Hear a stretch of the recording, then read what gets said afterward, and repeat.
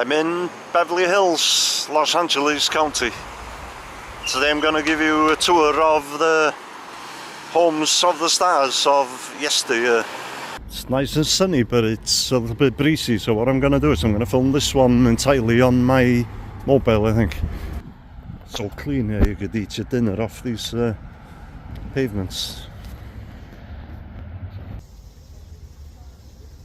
Now it's called the Spadina house, but it's also known as the witch's house.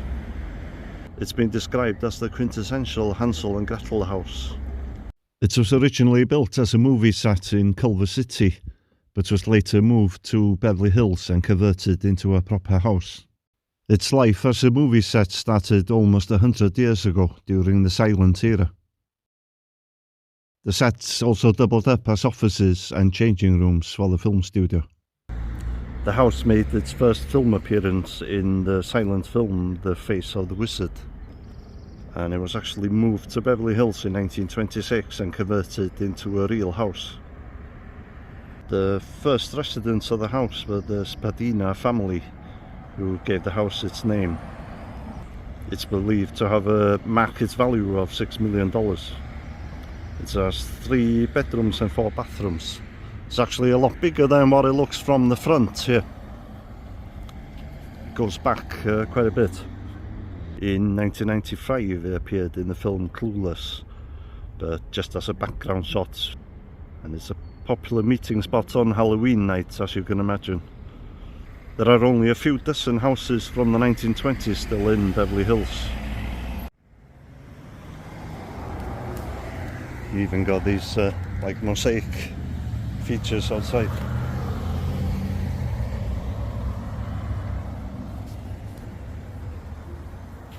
Look how cool the mailbox is. Yeah, I apologize for being in your picture. No, it's fine, don't worry.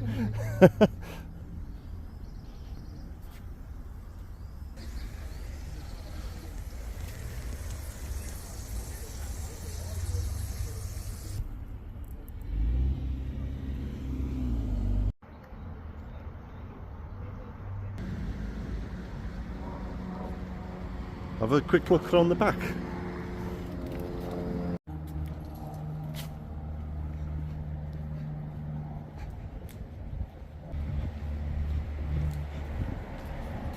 Got the same kind of detail at the back as well. Look at that door.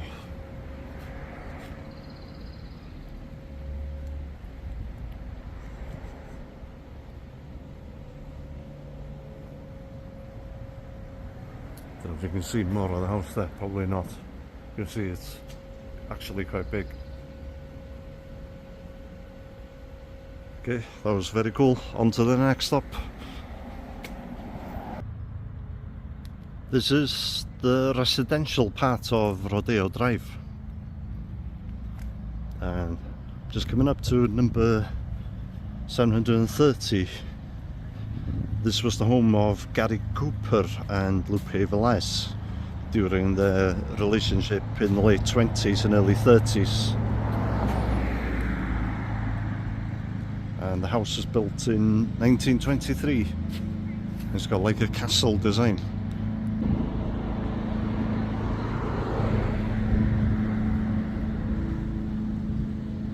Now, when their relationship ended, Lupe Velez moved house, but she didn't move very far. I'll show you. She only moved next door to number 732.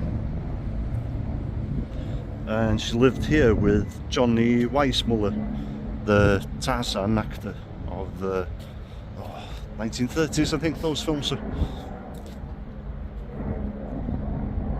And sadly she took her own life in this house in 1944 after taking an overdose of pills.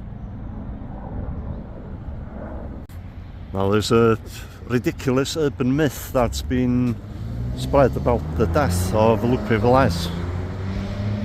Can't remember the exact details now, but they ended with her being found with her head down the toilet, which was completely untrue. But as there were no police photographs of the scene, It's kind of left space open for that kind of story to be created. It was even mentioned on an episode of Friends once. Not Friends, Frasier.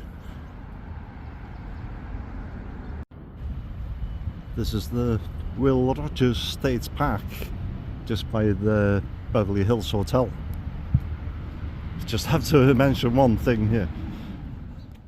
The building in the trees is the toilet where George Michael was arrested for lewd conduct on April 7th, 1988.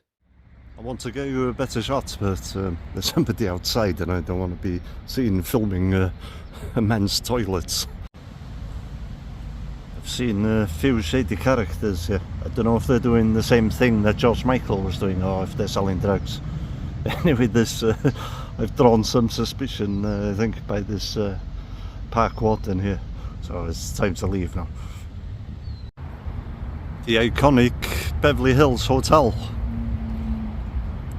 It's the album cover for the Eagles' Hotel California album. The hotel opened in 1912 and it was actually constructed before the city of Beverly Hills. Elizabeth Taylor would often stay here in one of the historic bungalows in the grounds. She spent 6 of her 8 honeymoons at the Beverly Hills Hotel. I mentioned Johnny Weissmuller earlier on, and he was actually discovered at the Beverly Hills Hotel. He was at the pool just at the right time. A director of a movie saw him and knew that he was the person for the lead role in his film.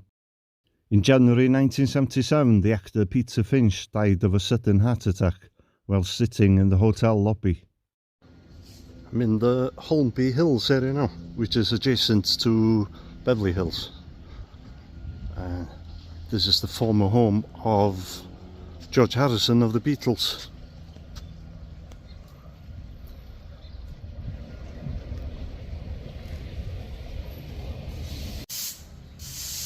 This is not, I don't know if he still owned this house when he died, but it's not the house where he died.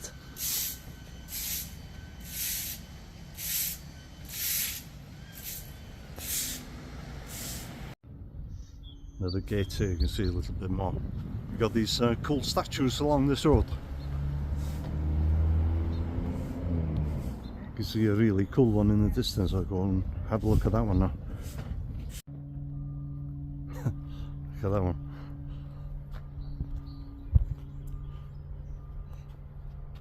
That's cool. I like that one.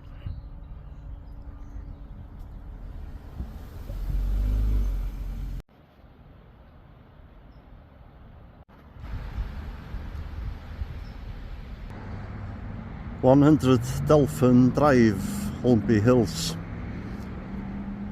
Only recently been demolished. It was the former home of Audrey Hepburn, and after that it was the home of Eva Gabor.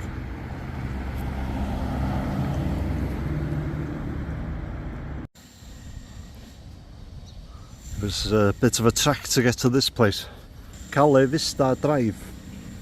This was the home of George Michael during the 90s till 2003. So he was living here during the height of his career. Obviously he would have had other homes as well.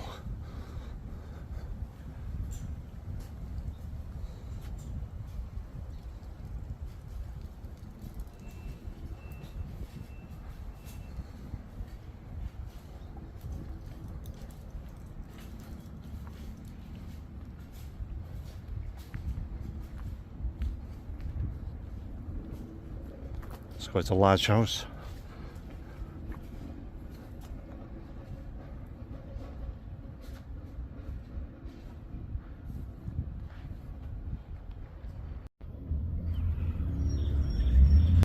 The house in front of me is 356 St. Pierre Road.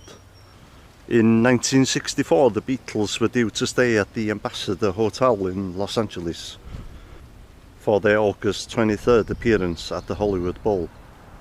The hotel cancelled the booking because they were concerned about the threat of thousands of Beatles fans descending on the hotel grounds. At the time this was the home of English actor Reginald Owen. and the Beatles paid him $1,000 to stay here for 4 days.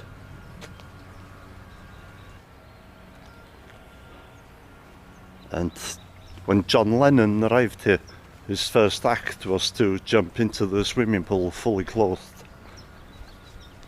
And there's a picture on him online, sitting in the garden of the house. And there appears to be an abandoned mansion next door. Have a look.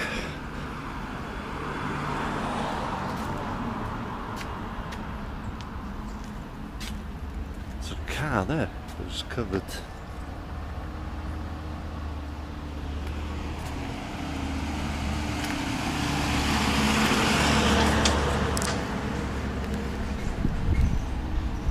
If you have a look from this gate, you can tell that it's abandoned.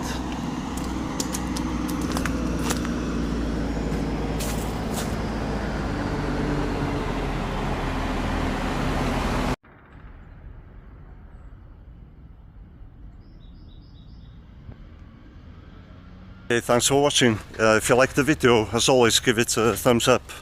And if you haven't done so already, please subscribe. And we'll see you in the next video.